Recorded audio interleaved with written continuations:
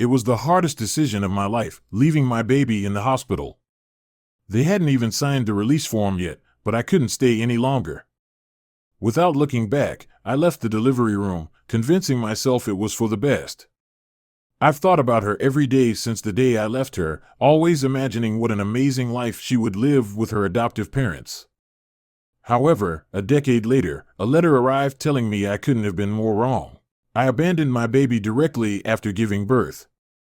10 years later, my past caught up with me. My hands trembled as I read the first sentence.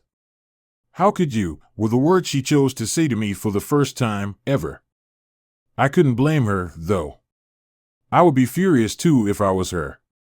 I lowered the letter, scared to keep reading. Do I want to know what she said, even though it would most likely hurt my feelings? Who was I kidding? Of course I was going to keep reading. How could you? You were supposed to love me, but you abandoned me. I vowed never to speak to you, but I need your help. I sighed, trying to hold back my tears. I knew it would hurt, but I didn't think it would hurt this much. She hated me, truly hated me. If only she knew why I left her behind. It wasn't entirely my own choice, you know. She finished her letter by adding a number and asking me to call it. Riddled with guilt, I stared at the number, building up the courage to call it. What was I going to say to my daughter after not being involved in her life for the past 10 years? I had always thought she would find a home that would give her everything she would need, but clearly, I was wrong. She needed me. Me? I never saw her first steps, I never heard her first word, I never watched her go to her first day of school. So why would she reach out to me? I took one deep breath and dialed the number, ready to talk to her. My heart had never raced as hard as it did while listening to the beeping on the other end of the line. She should pick up any minute now, and I still had no idea what I was going to say. Suddenly, the beeping stopped, and someone picked up. My stomach dropped instantly, hearing these terrifying words, "We have your daughter." I gasped, feeling the world slow down around me. "Who are you?" I asked with a trembling voice. "You know who we are," the man answered. Sweat formed on my forehead, and it felt like I was about to pass out. "How did you find us?" I asked, trying to hold back tears. "We couldn't find you, so we found your daughter, which was very easy. Luckily, I was near my dining table. Otherwise, I would have fallen straight to the ground. My past had caught up with me, even though I had done everything I thought I could to protect my daughter from it. From my stupid mistakes. "Meet us tomorrow where it all started," the man finished the conversation with, and the line went dead. I knew I couldn't go to the police, I had been running from them for the past 10 years. Tears welled up in my eyes, and for the first time, I could really cry. I had held it for the past 15 minutes, not wanting to show my weakness to my worst enemy. I stumbled to my front porch and sat down on the bench looking out over the vast woods I called home. Never had I felt as small as I felt then. I had been alone in the woods all this time, never feeling alone, but everything had changed in a matter of seconds. I knew I had to step into the real world again if I wanted to save my daughter, even though it scared me to death. This could mean my inevitable arrest or the savior of my daughter. That night I didn't sleep for 1 second, tossing and turning in my bed. My heart was constantly racing, making it impossible for me to relax. I knew that by morning, I would have to leave my safe haven. And even though I knew it was the best decision, or better, the only decision as it was about my daughter, it was still scary as hell. I headed out the door at dawn, my heart pounding with determination. The early morning light cast long shadows on the path ahead. As I stepped onto the porch, I took a deep breath, savoring the cool, crisp air. The weight of my decision settled in my chest, but I pushed forward, my mind fixed on my daughter. I knew there was no turning back now, I had to see this through, no matter the cost. I walked through the dense forest to the main road, where I had hidden my car. The trees whispered secrets as I moved quietly, their leaves crunching underfoot. My pulse quickened with each step, anticipation and anxiety mingling. The path was familiar, yet fraught with memories I had tried to bury.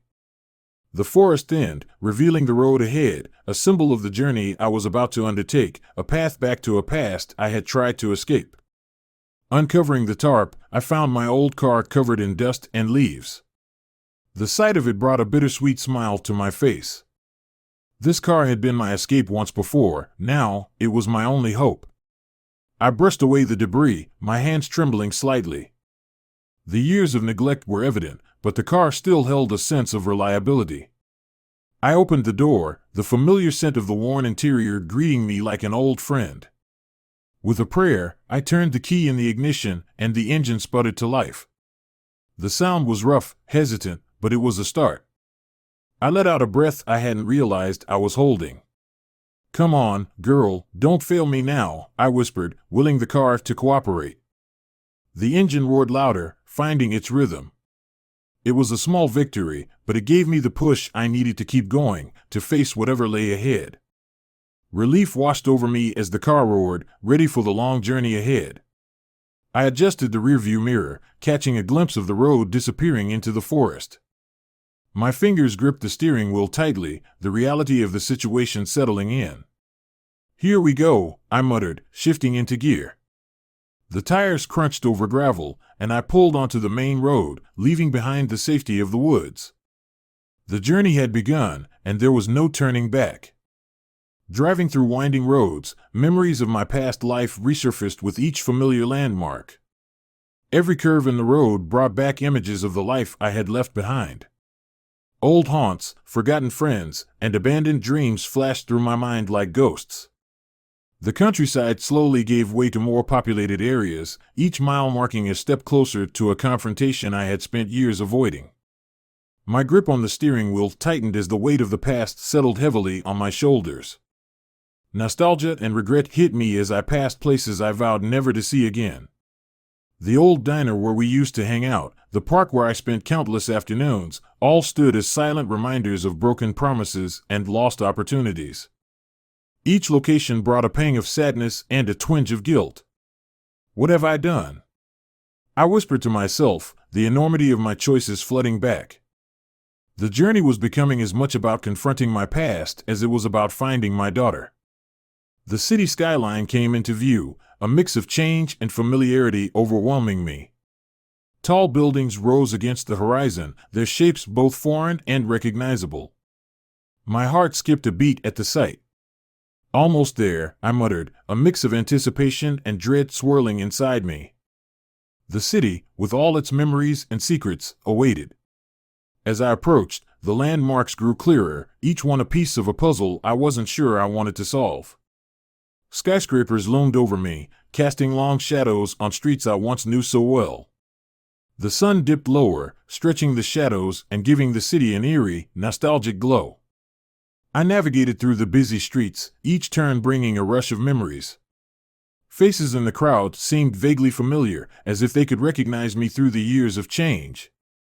The city felt alive, yet the weight of what lay ahead made it hard to appreciate its vibrancy. I navigated through the city, each turn a reminder of the life I had left behind. Old stomping grounds and once familiar corners now felt distant and strange. The streets bustled with activity, yet I felt like an outsider looking in. "Focus," I told myself, pushing aside the memories threatening to overwhelm me. Every decision, every regret, led me to this moment. As I drew closer to my destination, the magnitude of what awaited grew clearer, sharpening my resolve. By noon, I reached the outskirts of the city, the place where it all began. The familiar landscape brought back a flood of memories. This was where my past had taken a dark turn, where choices had led me down a path I couldn't escape. The air felt heavy with the weight of those decisions. I knew what I had to do, but the thought of facing it head-on made my stomach churn. The abandoned warehouse stood in the distance, a symbol of my past. Its crumbling facade and broken windows mirrored the shattered pieces of my history. I pulled the car over and stared at the building, the site of so many regrets. The place seemed to beckon me, reminding me of the unfinished business that had brought me back. I couldn't delay any longer, it was time to confront what lay within. I parked the car, taking a deep breath to steady my nerves. The engine ticked as it cooled, the sound amplifying the silence around me. My hands gripped the steering wheel tightly, knuckles white with tension. "You can do this," I whispered to myself, forcing my legs to move. Stepping out, I felt the cool breeze against my face, a stark contrast to the anxiety boiling inside. The warehouse loomed ahead, waiting. The sense of dread grew as I approached the warehouse, my heart racing. Each step felt heavier than the last, the weight of my past pressing down on me. The closer I got, the more my resolve wavered. The building's shadow fell over me, and I paused, taking one last deep breath. "Here goes nothing," I muttered, pushing the door open. The creak echoed through the empty space, a foreboding welcome. Stepping out of the car, I prepared to face whatever awaited me inside. The air felt thick with anticipation. I squared my shoulders, trying to summon the courage I needed. Memories of old confrontations and unresolved issues swirled in my mind. This moment had been a long time coming, and I knew there was no turning back now. With one final, steadying breath, I walked toward the entrance, ready for whatever lay ahead. Inside the warehouse, shadows moved, and I felt eyes on me. The dim light barely cut through the darkness, creating eerie shapes on the walls. Every creak and rustle set my nerves on edge. "Who's there?" I called out, my voice echoing back at me. The silence that followed was deafening, amplifying my fear. I could sense their presence, waiting, watching. My instincts screamed to turn back, but I forced myself to stay, my daughter's safety depending on it. Familiar faces of old enemies emerged, confirming my worst fears. They stepped out from the shadows, smirking with recognition. Well, look who's back," one of them sneered. My stomach churned at the sight of them. These were the people I had tried so hard to escape, the ones who knew my darkest secrets. Their eyes gleamed with malice, and I knew this encounter would be anything but easy. The past I had run from was now staring me in the face. One of them sneered, "We knew you'd come," sending chills down my spine. His voice dripped with menace, and the others chuckled darkly. "You think you can just waltz back in after all these years?" he continued, stepping closer. My hands clenched into fists, my mind racing. "I'm here for my daughter," I said, trying to keep my voice steady. Their laughter echoed through the warehouse, making it clear that this was far from a simple reunion. The tension in the air was palpable as they closed in around me. Every step they took heightened my anxiety. "You're not leaving here so easily," another voice taunted. My eyes darted around, looking for an escape, but their encircling presence left no gaps. Each of their faces showed a mix of anger and satisfaction. My heart pounded in my chest, but I couldn't let them see my fear. I had to find a way to stand my ground. I braced myself, knowing this confrontation was far from over. Their glares bore into me, each one a reminder of the battles I'd fought and lost. "What do you want?" I demanded, my voice firmer than I felt. The leader stepped forward, eyes cold and calculating. "We want what's ours," he replied, a sinister smile creeping across his face. The gravity of the situation settled in. This wasn't just about me anymore. It was about survival. They taunted me, revealing bits of information about my daughter and their sinister plans. "She's quite the fighter, just like her mother," one sneered. My stomach turned at their words, each one laced with malice. "You think you can save her? You couldn't even save yourself." The leader's smirk widened, enjoying my torment. My mind raced with fear and anger, but I couldn't let them break me.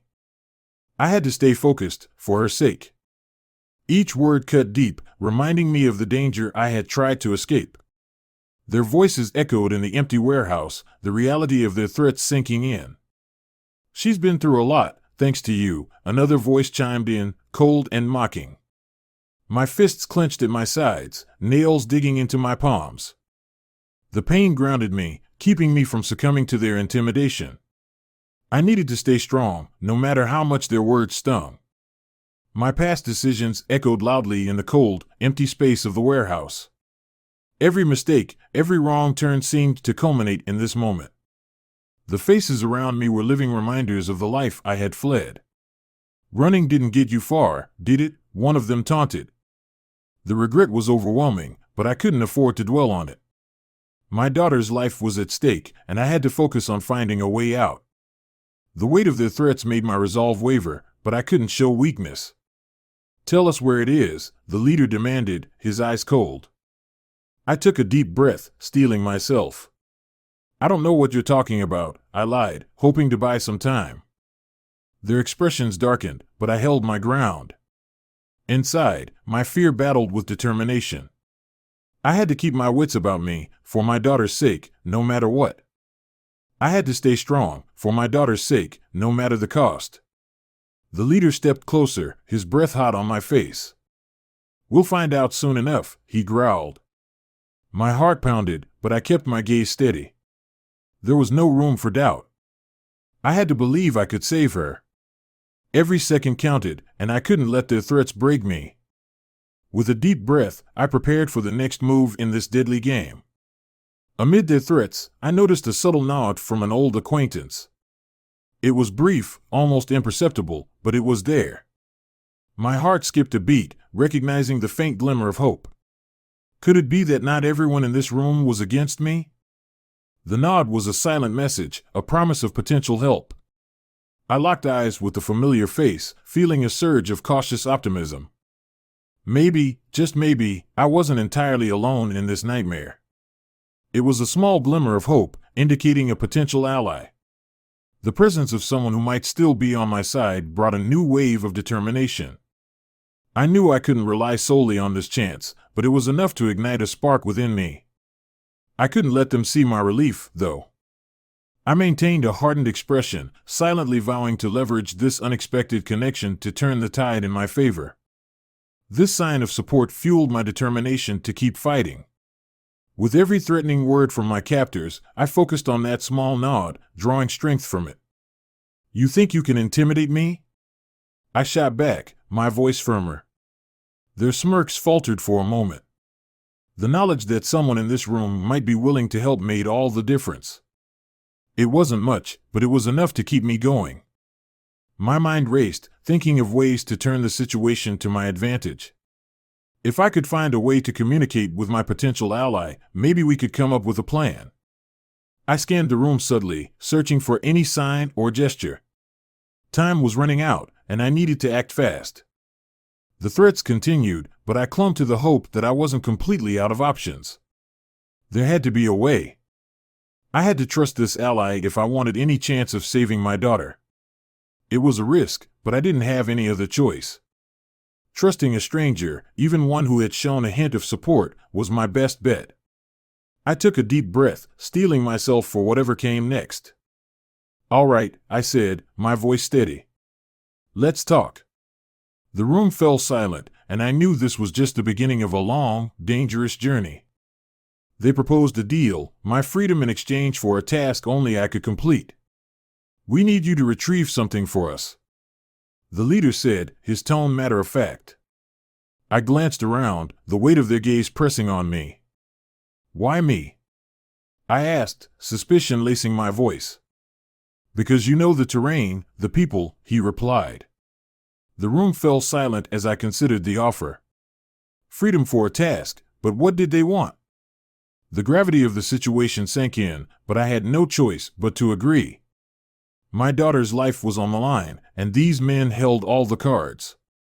"Fine," I said, my voice steady despite the turmoil inside. "I'll do it." The leader's grin widened, a look of triumph in his eyes. "Good choice," he said. The room's tension eased slightly, but I knew the hardest part was still ahead. My resolve hardened, there was no turning back now. My daughter's safety depended on my success in this dangerous mission. The thought of her in danger fueled my determination. "What's the job?" I asked, trying to keep my voice calm. The leader explained the task, laying out the details with cold precision. Each word added to the weight on my shoulders, but I couldn't afford to show fear. My mind raced, already planning the steps I would need to take to ensure her safety and my success. I accepted the terms, setting the stage for a perilous journey ahead. The room's atmosphere shifted, the men relaxing slightly as if a deal had been struck. "You have 3 days," the leader said, his tone leaving no room for negotiation.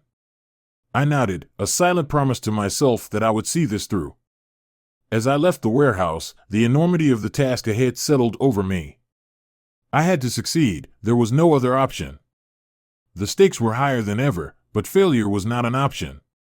My mind buzzed with plans and possibilities as I drove away from the warehouse. Every decision, every move I made from this point forward had to be perfect. The image of my daughter's face kept me focused, her safety my only priority. "I'll get you back," I whispered, the promise echoing in the quiet car. The road ahead was fraught with danger, but I was ready to face it head-on. The mission required me to retrieve sensitive information that could incriminate them. They handed me a small slip of paper with an address and a name. "Get this, and you're free," the leader had said. The weight of the task pressed on my shoulders. This information was their Achilles heel, and I had to find it. I clenched my fists, knowing failure was not an option. The path ahead was clear, but filled with potential pitfalls. I plunged back into the criminal underworld I had once escaped. The dark alleys and shadowy figures were all too familiar. Each step took me deeper into a world I had vowed never to return to. The faces I encountered were wary, some even hostile. I kept my head down, my purpose clear. "Stay focused," I reminded myself, the image of my daughter's face driving me forward. The stakes were higher now than they had ever been. Each step was fraught with danger, but I pressed on, thinking of my daughter. The streets were a maze of potential threats, each corner hiding a new risk.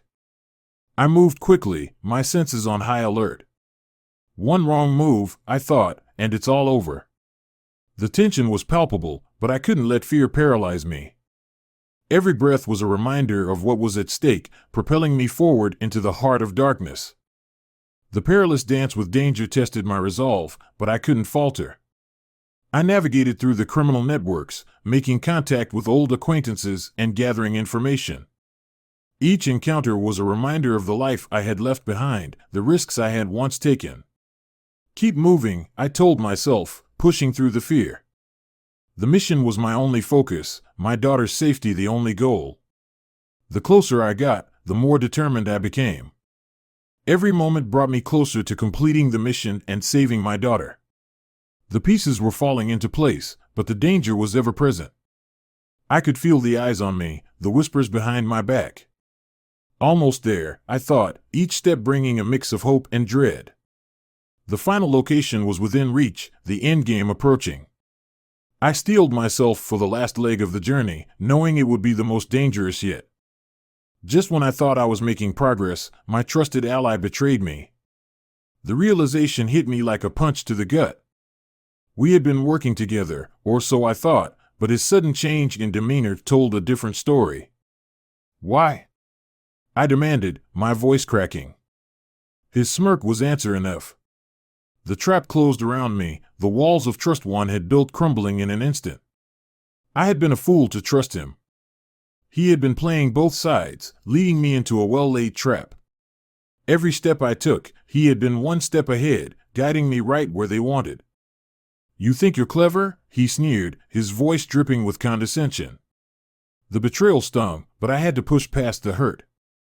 There was no time to dwell on it. I had to figure out my next move quickly, or I'd lose everything, including my daughter. The sting of betrayal cut deep, but I couldn't let it break me. I took a deep breath, steadying myself. "Focus," I whispered. My daughter's face flashed before my eyes, giving me the strength to push on.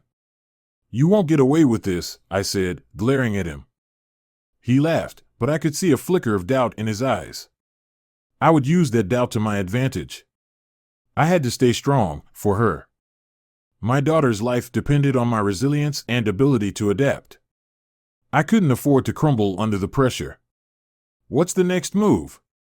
I asked myself, scanning the room for any escape or leverage. The betrayal had thrown me off balance, but it also sharpened my resolve. I needed to think fast, act smart. This wasn't just about me anymore, it was about saving her. Every second counted, and I couldn't waste any of them.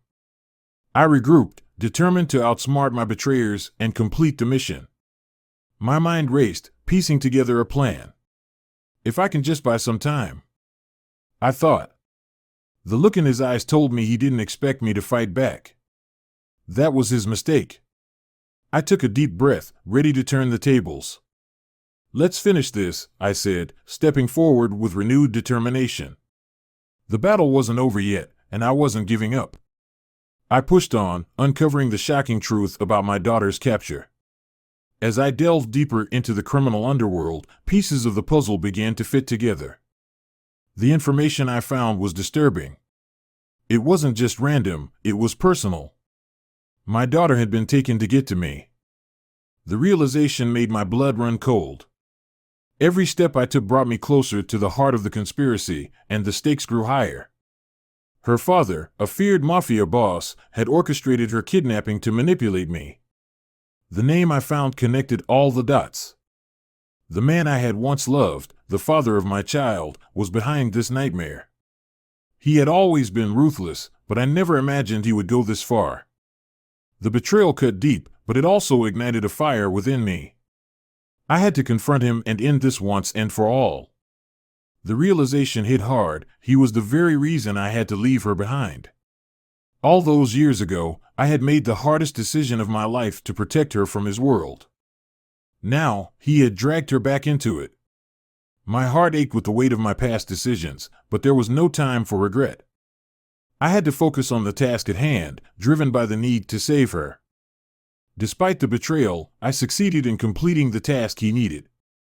The sensitive information was now in my possession, a bargaining chip I hoped would secure my daughter's freedom. Every move I made was calculated, every decision a step towards her safety. I contacted him, the tension palpable through the phone. "I have what you want," I said, my voice steady. The stage was set for the final showdown, the moment of truth looming ahead. We arranged a meeting, the final confrontation looming ahead. The location was agreed upon, a neutral ground where we would settle this once and for all. My heart pounded as I prepared, knowing that everything hinged on this encounter. The drive to the meeting point was filled with a mix of fear and determination. "This ends now," I whispered to myself, gripping the steering wheel tightly. The showdown was imminent, and I was ready to face him. I met my ex and our daughter at the hospital where I had given birth. The memories of that place rushed back, each step echoing with the past. He stood there, looking as menacing as ever, but my focus was on her. My heart ached at the sight of my daughter, standing between us, the tension palpable. This was the moment I had dreaded and hoped for, all coming to a head in that sterile hallway. Seeing their likeness made my heart shudder with mixed emotions. My daughter had his eyes, a constant reminder of our past. She looked up at me with a mixture of curiosity and fear. My ex's expression was unreadable, a mask of control. "This is Rosie," he said, breaking the silence. My heart twisted at the sound of her name, a name I had only whispered in my dreams. The reality of the situation hit me hard. My daughter, Rosie, looked scared and confused, not understanding what had happened. Her eyes darted between us, seeking answers. "Mommy?" she asked hesitantly, her voice trembling. I knelt down, trying to reassure her. "Yes, sweetie, it's me," I said softly. Her confusion was heartbreaking, but I had to stay strong for her. "Everything's going to be okay," I promised, hoping my words would bring her some comfort. We had a long road ahead, but we were together now. She introduced herself, revealing she was still living in an orphanage. The words cut deep, a stark reminder of all the years we had lost. "They've been good to me," she said, trying to smile. My ex watched us, his eyes cold. "This was all part of the plan," he said. Anger flared within me, but I focused on Rosie. "I'm here now," I told her, squeezing her hand. "You won't be alone anymore." Without hesitation, I decided to adopt her, bringing her into my cottage and my life. The process was swift, the urgency of the situation speeding things along. As we drove away from the hospital, Rosie clung to my hand, her grip tight. "This is your home now," I said, glancing back at her. She nodded, her eyes wide with wonder. My heart swelled with determination. I would make up for lost time, giving her the love and security she deserved.